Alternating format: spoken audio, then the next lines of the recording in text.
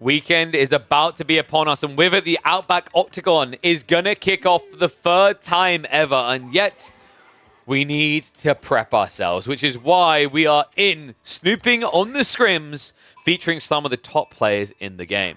We've got My Insanity's Anatan in the yellow playing as Juji. Next team is going to be Wham in the red on the Roost. To the north, we're going to have Flotta Osso, a high-ranking player, in the teal on the Byzantines. But we're not done there. We've got Avali making another appearance, looking to make it back-to-back-to-back wins in the Scrims on the Mongols in orange. Blue is going to be Matisse on the English. And over here, we have got David Kim, a.k.a. Puppy Paw, in the green on the Ayyabids. And rounding us out is going to be purple Lash as the Abbasids. And finally, I don't know who Muhodo is, but they're in this one in the purple as Ottomans. So guys, Outback Octagon 3 is about to kick off. And the rule sets, a few things they have to be mindful of here. Regicide is on, so you lose your king, you lose the game. You also need to be very careful not to lose all your landmarks, because that will also lose you the game, which we witnessed, and we think that actually Puppy Paw discovered in a painful way in a recent scrim. But this is going to be a fun one. The rule sets, I believe there's even something in there about more points for getting kills when you're in Feudal. So essentially rewarding people for essentially burning themselves by investing a lot into the early game. I like that change. I think it's appropriate to reward. Prize pool, I believe, I can't remember if it's 10,000 or 20,000 this time. It's kind of wild, actually. It's a very big number for a free-for-all tournament. I find prize pooling free-for-all tournaments is always tricky because, you know, you can try to make these rules, but a lot of them are going to be subjective, such as, for example, collusion. How do you define whether someone colluded? Unless you've got, like, official documents showing it, you are always going to have a subjective ruling. So it's definitely a nightmare to have to try and facilitate that and to referee it. But goddamn, no nightmares here for Puppy Paw. Wait, guys, no, this is polar opposites. 24 for Puppy Paw, and we'll check Wham. Okay, 14. This is going better than some of the 1v1s we've seen him have in competitive. There's a lot of sheep on this map. So we are on Hallowed Spring, by the way, which if you've been watching recently, we cast a lot of Karyu's games. Kevayu created this map. It's a pretty cool one in a 1v1 format. You have this central pond with 2 sacred sites and you fish in it. It's weird in a team game. We're currently on the 2x speed, by the way. As people may be wondering why things are moving so quickly. Because we're in the early game and the players aren't too close together, I'm going to keep 2x speed so we don't just spend a lot of time with nothing happening. There is so many fish here, though. Dare I even try to count the quantity? There's got to be, like, what? 10,000 food in the central pond? This is pretty cool. A lot of players are leaning towards it as well. I don't know if this one is officially in the map pool rotation. I assume it is, or otherwise, why would they be practicing it?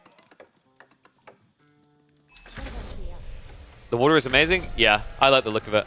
And so I know it's going to get asked. You can't gather this. This is impossible to mine, unfortunately. Sometimes I think it can spawn in a way where like you'll be able to edge mine it, but most of the time, no. Wait, did Puppy Paw go Dervish? Nani? Alright, that's kind of cool. I'm a big fan of this. So, if there is a build that I've been warning people about, it's this one. Dervish is... Wait, I'm just thinking. I mentioned this to Puppy Paw in Wallo. Now, I'm not saying that he's listening to... But...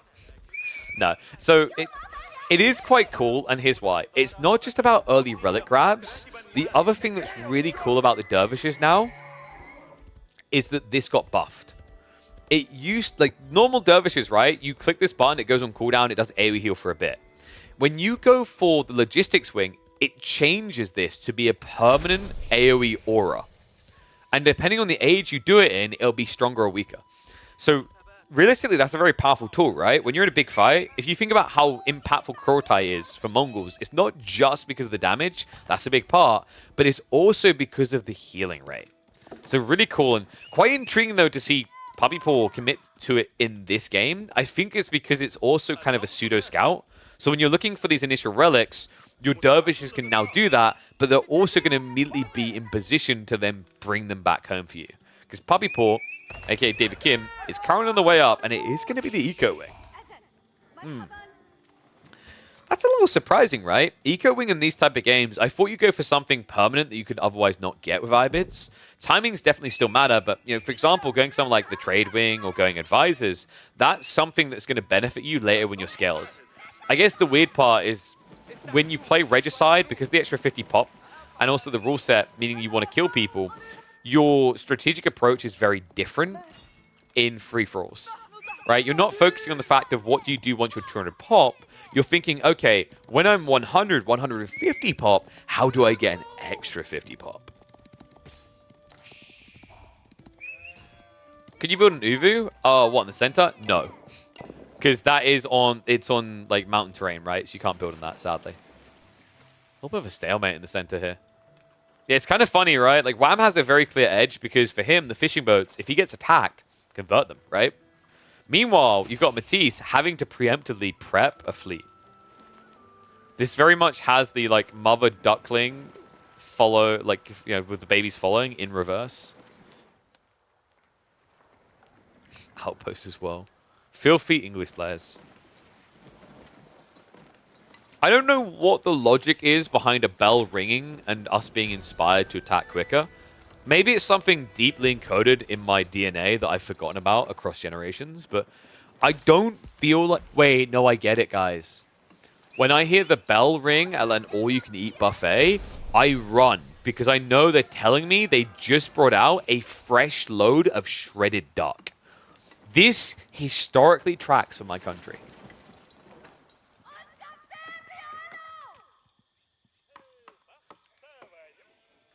So Avali is going for a bit of a TC boom here.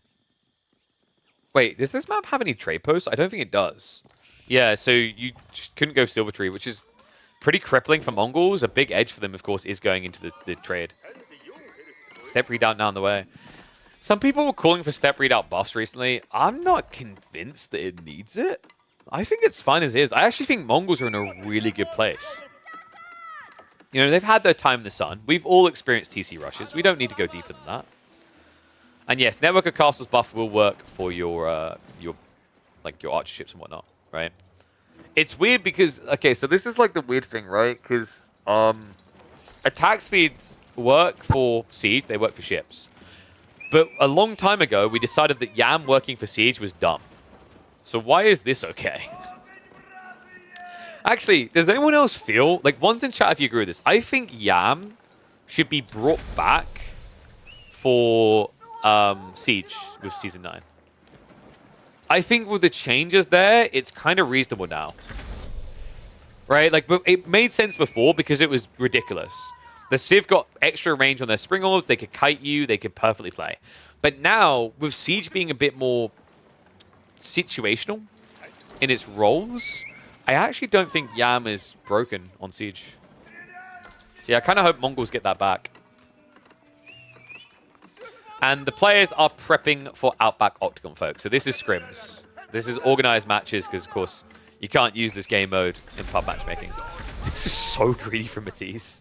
King's Palace into immediate third TC afterwards. And he has fishing. Yeah, someone's going to be coming for kill soon. Lash already having the camera riders roaming around. In the meantime... Okay, I think these are going to be really good in Season 9. They have had their stats tweaked to kind of balance them out, but with Springles being nerfed hard, I actually don't think Tower of the Sultans have a solid counter anymore. Or not an easy counter like they did previously. I also think the idea of putting 2 or 3 villages in a Tower of Sultan is underrated. You have a mobile repair crew.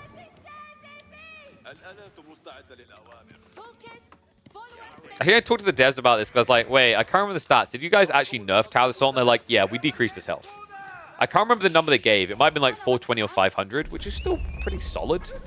When you consider that this unit can keep moving away from you, trying to melee it to death is not easy. All right, we've had a little bit of time, guys. Get your bets in. From left to right, the number for who you think is going to win. So Lash is 1, Avali is 8.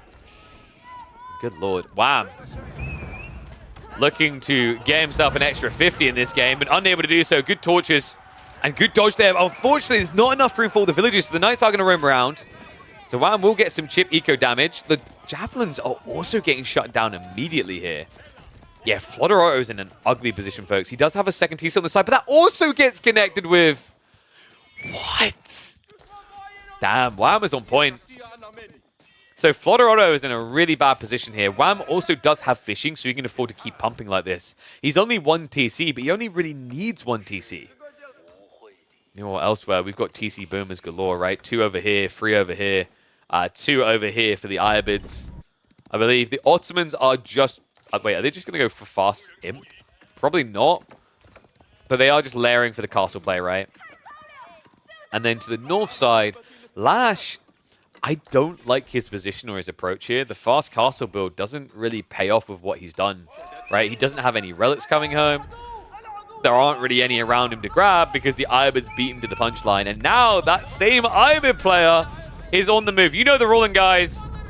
Apparently the sub discount is still on for gifted subs. If you don't use it... okay. Wait, guys, this is why you need to buy Protein Works, okay? I need to use the follow cam because if I stop getting sent Protein Works, my arm muscles are going to be weak and I'll have to like press T to follow. But I'm able to freely pan when I drink Protein Works because it gives me that extra muscle power to keep me going. So why don't you try it for yourself? Exclamation mark Protein Works. If you grab one, if you grabbed an order above £30 before the end of the weekend and send me a screenshot, we'll get you a Steam, Microsoft, or PlayStation gift card sent out worth £10. All right, double Terror of the Sultan. And that's 16 Ghoulems! Dude, that is actually a really scary tower to approach. Spoons are the counter, though, and this is the sad reality of Tower of the Sultans right now. It's why I'm so excited for Season 9, because I think Ayyubids are going to have a new approach to this point in the game. In the meantime, though, Floro did finally go down. So the Knights were able to get the kill. Wham strikes first, and where will he strike next? Because just to his left side, Anatan is parked here with triple TC Juji and an army of Shaolin monks building.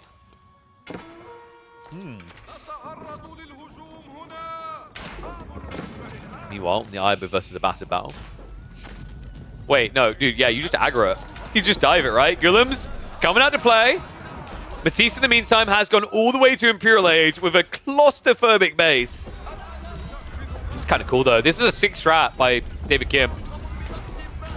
The Tower of the Sultan is getting low, but the Spearmans has been splintered through. The Ghoulems are going to win this fight. This is impossible, right? Your front line is dying too quick. He can still shuffle back inside the towers. What a cool strategy from David Kim. And remember, he can keep scaling beyond Lash. Lash is 1 TC, folks. Meanwhile, David Kim went 2. He also has 2 relics to boot.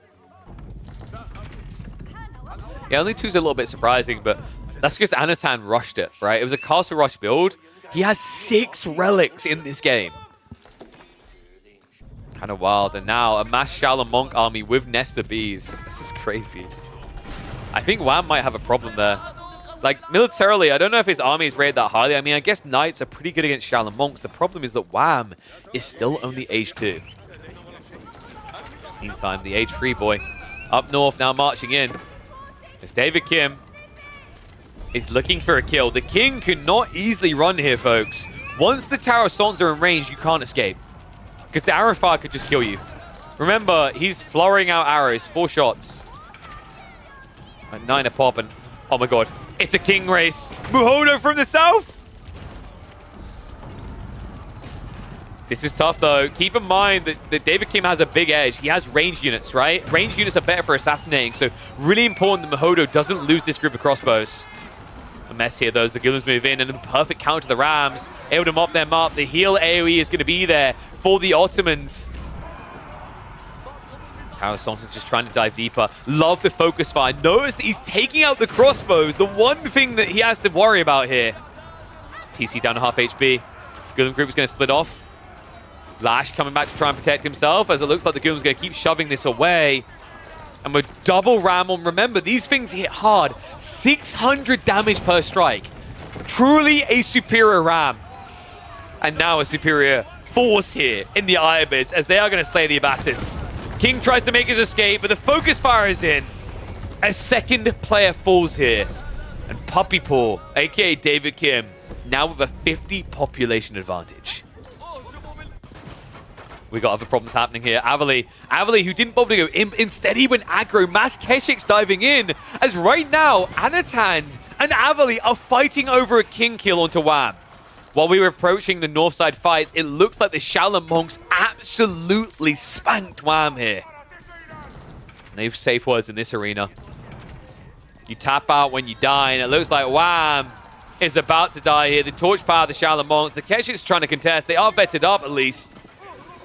The Shaolin monks are really, really effective fighters, folks.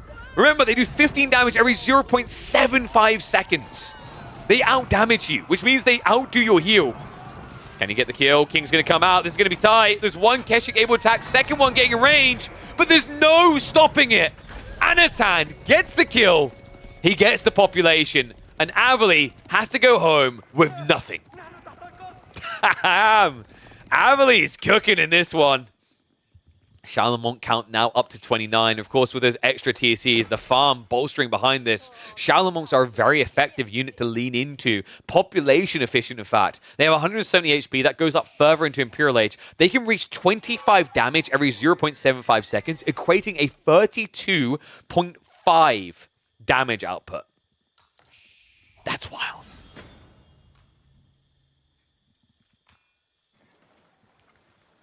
Wait, is it 32.5? Now I'm doubting myself. Oh, no. It's 31.5, I think. Because it's 6.5. But it's insanely high is the point. You get that by getting Elite Army Tactics and getting the level 3 Bloomery, right? Because these guys actually do benefit from Elite Army Tactics, which is wild. Such a powerful unit. And only costs food, which is actually absurd. The thing is that you have to keep in mind, food is kind of broken in AoE 4. There's way too much food in the late game, which is what makes Shaolin Monk such a meaningful but also OP strategy if you can reach that point in the game. And that's why I've warned for a very long time that like Juji in the late game are absurd for this very reason. And as a result of that, Juji in free-for-alls are absurd because most free-for-alls are going to go late. Another civ that is, of course, going to be absurd there is the Ottomans. But they're not quite the Ottomans here. He's only age 3 still. Meantime, we have got to move up. David Kim looking to assault into the English, but he's in age 3. But going up against an age 4 player here. I don't think Matisse knows where he is. No, Matisse is playing blind. So it'd be a big mistake for David Kim to approach this a bit too aggressively. He needs to wait for the tech up. And the tech up is on the way. Love this as well. Military wing reinforcement. Military wing reinforcement is really, really powerful in the late game. You get 7 Desert Raiders every 2 minutes. They cost 180 resources. I think the maths on this worked out that I'm trying to remember the exact number now because it was so long ago I'd done this before. I think it's 560 resources. I've just tried to deep dive my memory. I think it's about 560 resources a minute you get in free units.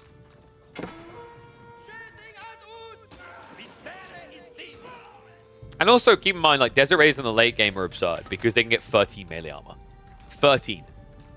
Right? Against a Civ that typically spams melee units in the late game, right? Meta arm spam typically is the go-to for English.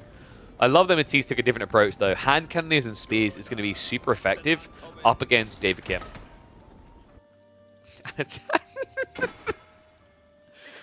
Only one unit is needed to win a free-for-all tournament, folks.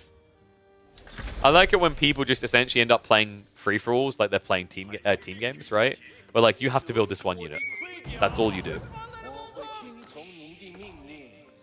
And the sand continues to pump Shaolin Monks. Remember, folks, he's got an extra 50 pop. So we're probably going to see 120 Shaolin Monks in this game.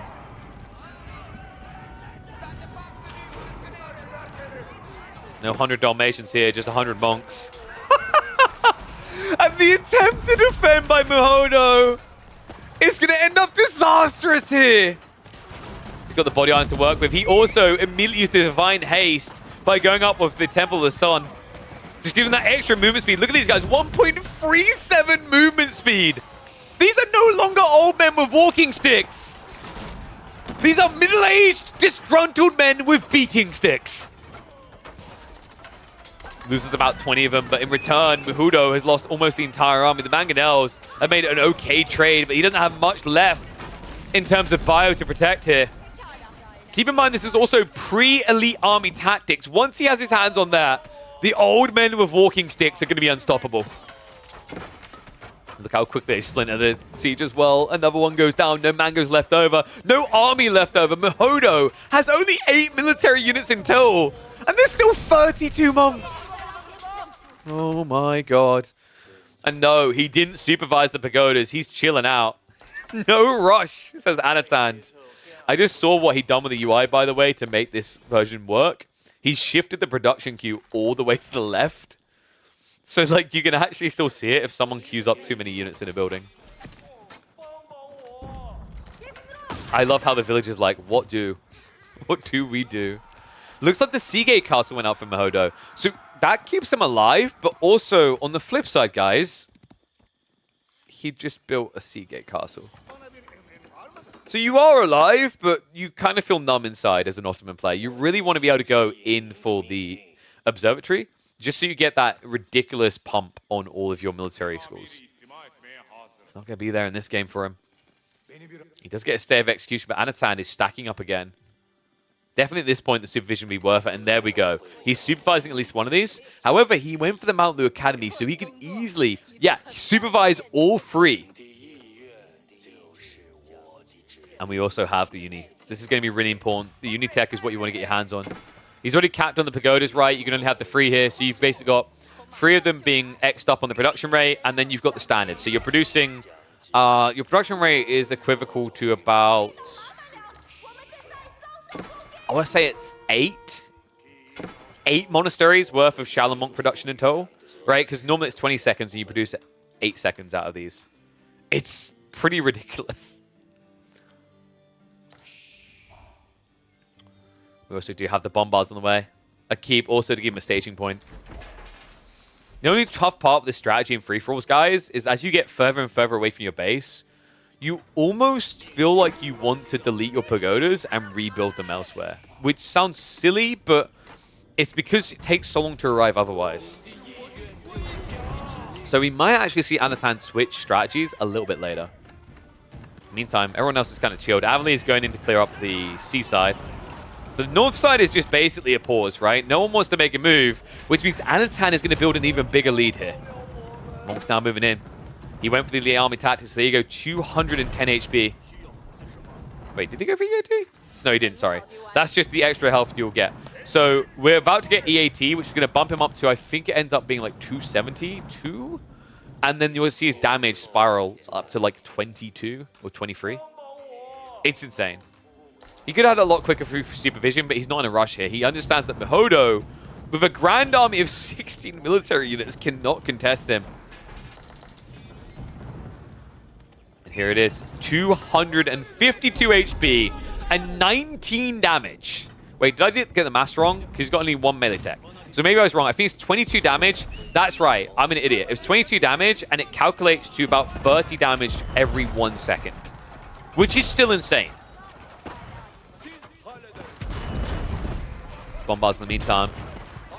Easily dispatching the Seagate Castle. Villagers being pulled, but they're going to be too little too late. The strong defense is about to fall down. The monks are already arriving as well to defend this. They say, you touch my bombard, you die. These aren't killing sticks. These are teaching sticks. These Shaolin monks, they're spreading their religion, their teachings. They're teaching people that they should be playing Zhu. So fast, the king is so dead. Mahodo is down. 4 remain in this free-for-all scrim ahead of Outback Octagon 3. It's like Keshiks have arrived. They want a rematch, but I don't think they'll like it when the main army forms up here. Look at that mini-map. Do you guys see this right now? It's so many monks.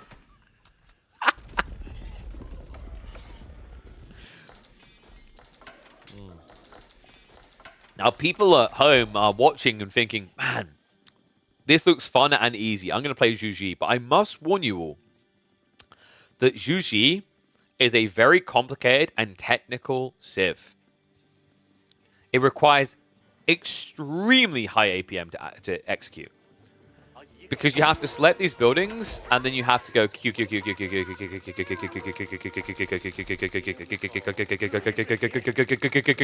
That's a lot of APM, guys. West side. Looks like we finally have Matisse making a move. Now, this is also a complicated sieve. You have to select your Raxes and... No, Bush coming in, though. It's looking really good. The hand cannon account is very healthy for Matisse. He's controlling the siege, and I think David Kim is in trouble here. Avali, he went south. It's a 1v1 and a 1v1, which means it's all up to David Kim to hold out on his own.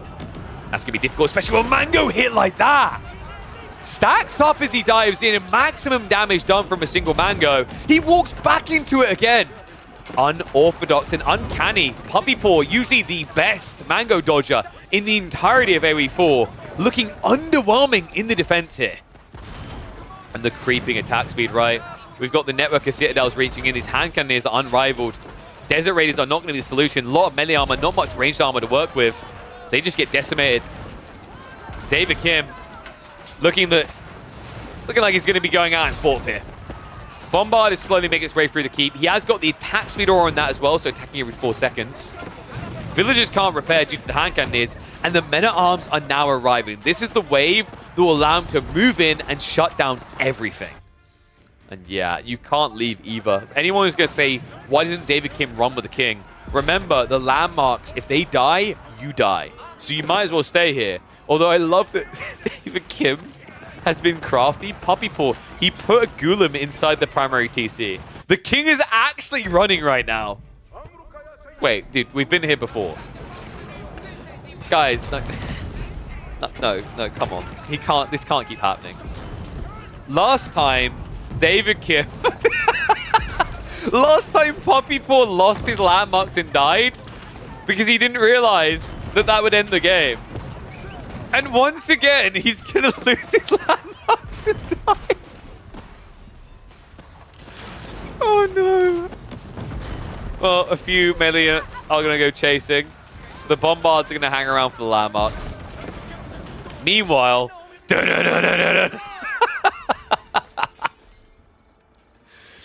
So, guys, I've been making an argument about I feel like a lot of animations and graphical details aren't clear enough in AoE4 when you're this zoomed out. Do you see what I mean now? So, like, if we're panoramic, you can't really see anything there. If we're zoomed in 3 notches, still no. You almost have to go this deep to really feel the impact of these units' presence, right? Also, what the hell is that torch animation? Wait, are they holding the torches like they're holding a tonfa? That's not a thing. I've never noticed that before. The boys are going to march in. Now, watching someone wave a stick like that against a heavily armored cav and win looks pretty dumb. But that's the GG way. Oh, Avali. He's got so many care sheets, but I'm not sure if it's going to be enough here. He's losing this battle. The Shaolin monks, finally the reinforcements arrive from behind, though. Care sheets come in. Should be able to overflow this fight. The hand cannons and the choke point can now dominate as well, as the body of iron has already been used. And Anatan, we talked about this issue of travel. He has to come so far with monks to reinforce. He might be knee-deep in water in here, but by the time he gets into the base, he feels like he's knee-deep in... Well, funnily enough, David Kim is also up Craps Creek without a paddle right now. House of Wisdom continues to be assaulted. The king has escaped, but the landmarks, at least at the time of recording, Ayubids don't have an ability to get their landmarks to stand up. Legs just appear and they run off. So this is stuck here next to Siege. Matisse may have lost his Bombard, folks, but David Kim doesn't have an army. So don't think he cares too much. Ram's being built instead for Matisse now. Keep drop behind this, but that's not going to help up against Rams. And Matisse has already started to wall this in and made it their own little private show and tell in the corner. He did have an attempt at Siege Workshops. That's going to have to be refought by Anno.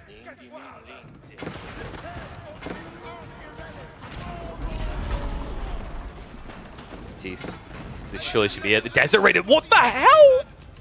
The timing on that for David Kim, I can't believe that. When the troops weren't looking, he gets the spawn. So the Mangonels are going to go down. It's not going to save him, though. It would have been sick to see, but it's simply not going to be happening here. Bombard arrives. Rams are adding the damage up. And the hand cannoneers could easily start sniping through these villages.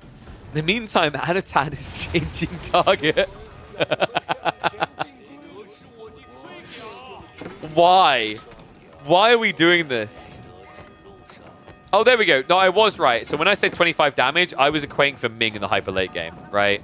I think it's 22 damage before you get Ming, and then Ming with a 15% takes you up to 25 with Elite Army Tactics and 3 levels of melee tech. Because he's currently at 23, but if I check the blacksmiths, I'm pretty sure he does have a blacksmith, right? Oh, no. Why is it always blacksmiths for me? Okay, sorry, he does have it. Okay, yeah, so 20... Is it 25? No, it's, yeah, there we go. We're at 25 now. Why did I doubt my maths? My math good. I think he just got Bloomery, guys, that's why. So 25 damage, which means, remember, 0.75, you have to add on an extra 6.25 damage. So you're hitting for 31 and a tiny bit damage every second with these guys. That's obviously without calculating for melee defense, but in terms of pure damage output, it's ludicrous.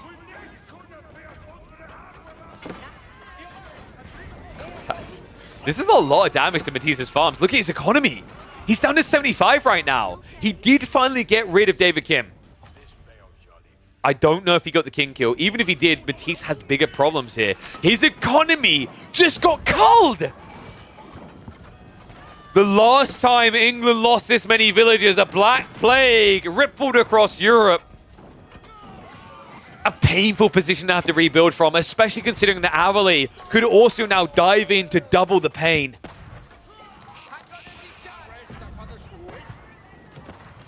Unbelievable. He's still going as well.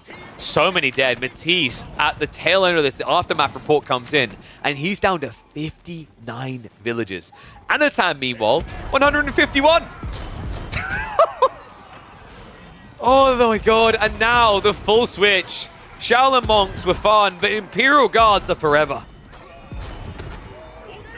I think that Zhu Ji's music should change when the Imperial Guards come out. Should just be full-on Darth Vader-esque music with the Star Wars theme tune. Looks like he did find the king, so Matisse gets the extra 50 pop. It's going to take a long time to use it, though.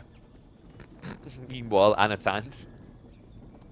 Did he go for the tech? No. So he actually went for the extra taxmen because he was supervising for monks, right? And then he went for the my brain. I've forgotten one. Taxmen. Oh yeah, sorry, dynastic protectors. He went the horses. I'm an idiot. I was just talking about them. So a little bit surprised by that. I don't know if you really need the supervision still. I think it would have been cooler to have Cloud of Terror in conjunction with the dynastic protectors. Funnily enough, folks, like Zhu Ji is kind of broken at this stage of the game for a different reason. You can just build Yuan Raiders. If you just build mass Yuan Raiders, you can snipe kings. Because Yuan Raiders move at 2 movement speed. They have great torch damage, great stats. They'd also be great here because Yuan Raiders directly counter Mangadai. They're faster. They have more ranged armor. They will kill these guys. Imperial Guards, on the other hand, are high melee armor, low ranged armor. So much harder to fight. Shaolin monks versus Mangadai. I feel like I'm in a fantasy writing. Someone who loves history has just come up with the weirdest battles you can find. Flash comes in. Keshiks are held in position, but not for long. They immediately get erased. So once again, you see what I mean, right? The Cloud Terrorize would have been huge here. The damage splash there would have just wiped them out. Half of these Mangadai would just be dead to Cloud Terror. So a bit of a missed opportunity here. It's not going to stop him from propelling forward. Anatan on the march again. We're going to hit the fast forward a little because it's going to take a while for armies to get in position here. Matisse is simply rebuilding. Back up to 79 eco. He needs to reach past 100 to feel good about this. Navali fully retreating home. Has to defend. We'll keep fast forwarding because this feels like this could be very slow. It's because the issue for Anatan is he's relying on Shaolin Monk still, and he has to produce them all the way on the other side of the map, right? It's an infantry unit already. It's going to take a long time normally, but when you have to traverse the entirety of an 8-player map, you might as well basically just go get something to read, you know? Read the Wheel of Time books. You'll have enough time.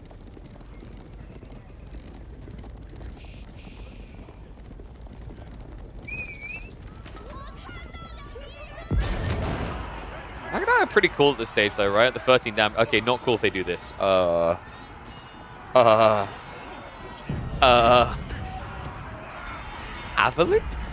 That was all the Magadai. He's going full hand cannoneer, which is a bit dicey here. He does have the Yam, so you can kind of kite. It's a good choice against Imperial Guards. They're high base health, but not high ranged armor. It's a lot, though. Bombard should be able to siege through all the buildings as well. Elsewhere on the map, Matisse is just not involving himself in this. Trying to stay far out of the way as he rebuilds towards a position where he can actually fight. Anathan really did hamstring him in this one. Bombard's just dealing with any cannon towers that could show up here. The Imperial Guards are going to be able to beat back the Keshiks. Good fight for them as well with all that extra melee armor. Shaolin Monks are starting to ripple around. The hand cannoneers are about to get trapped, so he's not even microing them away. Avali in full stand ground mode. Might regret this. Trade's definitely going to be worse for him in a game where he doesn't have great gold income. Remember, this is not a Mongol trade game. He has 2 relics, no sacred sites really that he should have control on. And gold access is at least still good for the time being on the back, but it's also limited because of the way that these spawn in the mountains. Tail end will at least be a hold due to the defender's advantage here, so Bombards are going to get swept through now, but once again, the difference is going to come down to gold at this spacing. Avali is doing a good job, though. I just noticed this. This is sick. He snuck out onto the east side, far away from the battlefield. And by the way, big credit to Avali. Look at his vision. He sees almost half of the entire map. Meanwhile, his opponents don't really see much. Like, Avali is by far the most view-dominant player, right? Anatad is playing a completely blind game. Yeah, this is kind of sick. I didn't really think about that. That was really smart. I don't know if that was intentional by Avali. I think it was more he just wants step readout because he can't have trade. But the idea of these gold veins and the way they spawn, very predictable. You can kind of just start one end and rotate around, right? In fact, he's gathering everywhere. Okay, worries actually alleviated. I thought Avali was going to be dead because of this, but he's done a really good job of extending across the map. And the cool thing about this is by diversifying your gold gathering, it means your opponent can't just come in and end you on one position, right? They have to spread themselves very thin. So we're going to speed up because it looks like we have reached a full idle point. None of the players want to make a move. So we're going to chime this up and say full romance of the Three Kingdoms here. I'm getting Cao Cao vibes from Avali. Actually, no. Anatan is 100% Cao Cao. I'm getting Sun Quan vibes from Matisse. And Liu Bei vibes from Avali. Right now, people are like, what is KP on about? Dude, if you don't know Romance of the Three Kingdoms, go play at least 5 of the God knows how many Dynasty Warriors games. You'll thank me. Here regards. Nice grab here. The formation not favoring Matisse's retreat. So a quick snatch and grab. We'll have to shuffle away afterwards. Walls are up, by the way, so no easy entry into Anatan's base. With the bombards being gone, no threat to him either. Okay, what's more impressive, 100 Imperial Guards or 100 Shaolin Monks? I think he had did he have 100 Shaolin Monks at one point? He was close, right? 100 Shaolin Monks, 100 Imperial Guards. The perfect army. What? Oh no, dude, he crashed. Oh, that's catastrophic. That's so sad. Anatan was in such a good position. He looked almost unstoppable here. Now we're definitely going to have to hit the fast forward because this is a showdown, a hoedown between 2 close-by players. I mean, Matisse, he does have the quality, right? Hand cannons are big here. Actually, in fairness, if Avali plays around the Khan Hunter, he can have an edge with Yam and extra range on his hand cannoneers. So I think there's a way in which Avali can win this. Old school, this matchup would have been quite one-sided. Matisse would just win, right? Because you don't have trade as Avali, and your hand cannoneers are just going to be worse. But this is a different circumstance. It is a bit scary because Avali never got a kill And Matisse has leveraged that extra 50 pop to go very hard into hand cannoneers. That's so unfortunate, man. I hope this doesn't happen in the free-for-all tournament. This is another reason why like running free-for-all and team tournaments is difficult.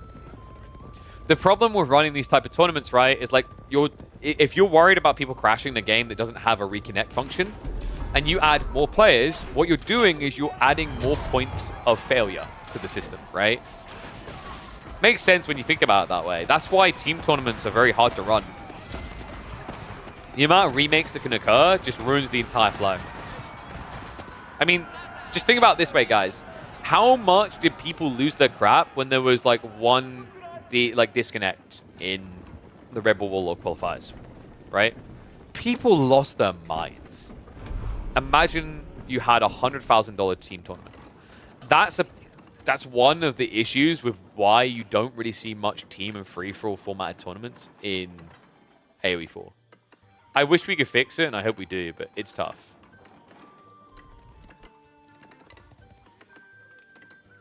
Okay, so full slowdown here. Back up to the 4 times speed. Might just try to 8 times, but 8 times usually doesn't work. So 4 times is probably our limitation.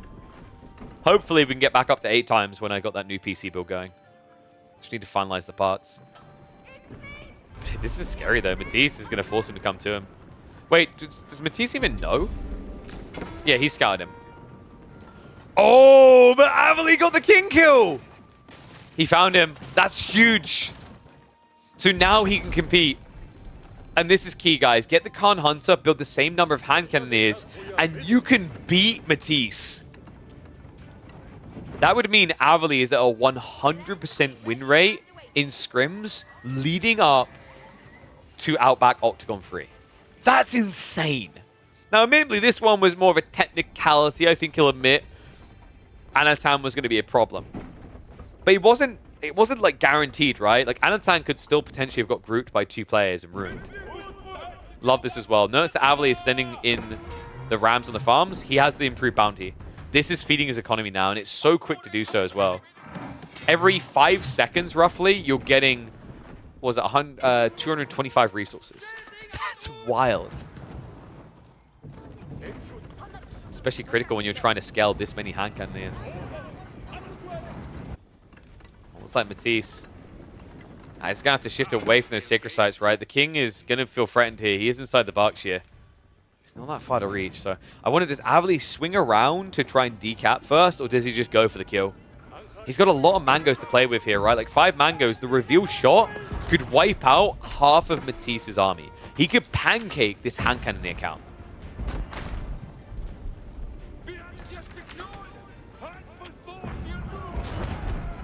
More farms being burned. Payday, baby.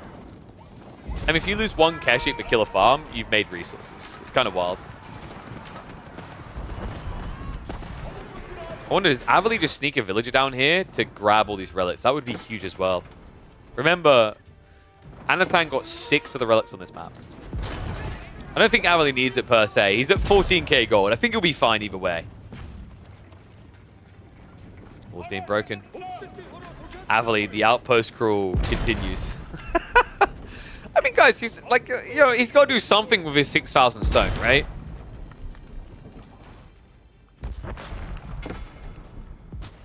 Yeah, decap doesn't feel that hard. This is risky. You don't know if your opponent's got Carracks guarding the water, because Carracks could be a very strong player here.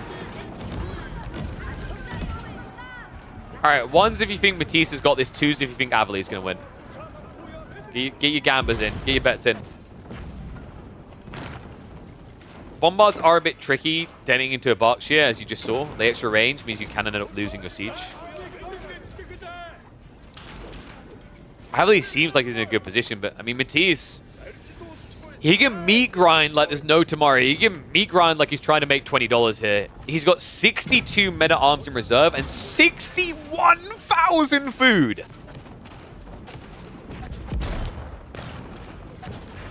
Ludicrous quantity. More than any man would ever need. This man has bought a Fallout shelter and he stockpiled it full. of reliable, delicious, protein-work savory meals.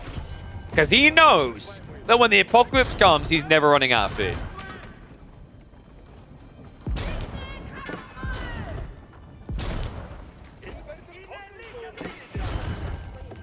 Mango's are going to try to slow roll this. Strong's going to be a little bit problematic. He needs to make sure he's in position with his anti-siege. Remember, the Mongols have an edge there. The extra 1 tower range from the improved shutter triggers makes it very difficult for Matisse to defend against siege, especially considering he doesn't have horsemen to try and attack them. Auto-click. Whoa! That was the auto aggro right there. I don't think he wanted to do that. Matisse just about reacted in time before he was going to be 30 hand cannoneers down. Important as well, he doesn't have an insane amount of gold when you consider how much hand cannoneers cost. It's the food that's ludicrous. Wood is incredibly underwhelming. This poor man is trying to build spears, but 5,000 per minute. He's not going to build many. And bombards are now going to force the matter. He moves in. Mango shots wasted on the men-at-arms. The hand cannoneers can get in quick enough to be worthwhile. But the armor's there. The siege works. It's 50 ranged armor. Bombard's just refusing to die. Berkshire is down to half HP already. And Avali, he's actually prepping Keshiks behind this.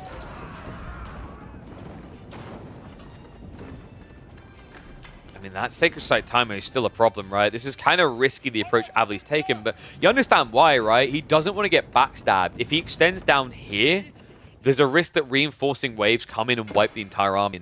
Although he's got a lot of reserve resources, this is an expensive army. It's 61 hand cannoneers, they're 120 gold a pop.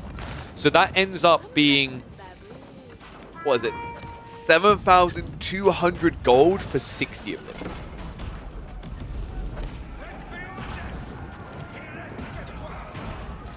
The cannon placements are so obnoxious.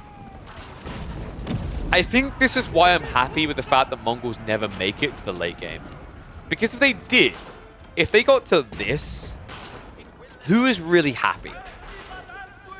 We already moan about HRE emplacements, and this is that on speed.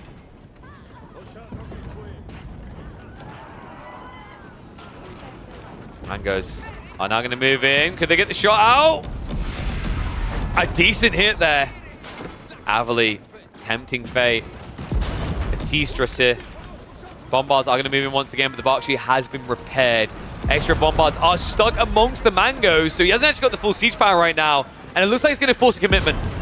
The Mangoes, the tracking shot. He gets a big one. Half of the hand cannoneers are down. Matisse with only 25 left over. This is it. This has to be. Men-at-arms coming in. They're not going to be able to break through, though. This many Mangoes can crush men-at-arms or hand cannoneers. Everything is countered by this. The king shuffles off. He's trying to make his escape right now. He's in the winds. Right now, Matisse is gambling that the sacred sites can be held because his base most definitely cannot. Landmarks will crumble quickly, though, folks. Remember, they're all on one screen. This can't work. Matisse, if he'd spread one out, if he had another landmark elsewhere on the map, maybe, just maybe, this would work. But with all of them on one screen, it's become undeniable. Avali is going to be the king of the scrims. Unbeaten, the chosen one, going into Outback Octagon 3. Let me know what you think of these games, guys. Who's hyped? Who's excited for the upcoming free-for-all tournament? Where do we think Avali is going to place in the final rankings? Could we be seeing him in the grand finals lobby? After he spent time on Myth as well. I mean, with a performance like this, you know, one game you could call luck, but 3 times now. Sure, there's a little bit of luck in the disconnect here, but the other 2, well earned. And in the end, this one as well. Avali unable to find the kills he wanted early on, but he finds the one that matters most. He finds the one he needs to get the win. Council Hall, last thing standing. Hand cannoneers are going to have to start a step away. We're a minute and a half away from a 6-site victory, but this forced pressure, the Mangoes in with the crush. He surely can't replenish quick enough anymore. The Mango count is now up to 10. Make that 12 as 2 more shuffle in. This is the truest of Age of Siege.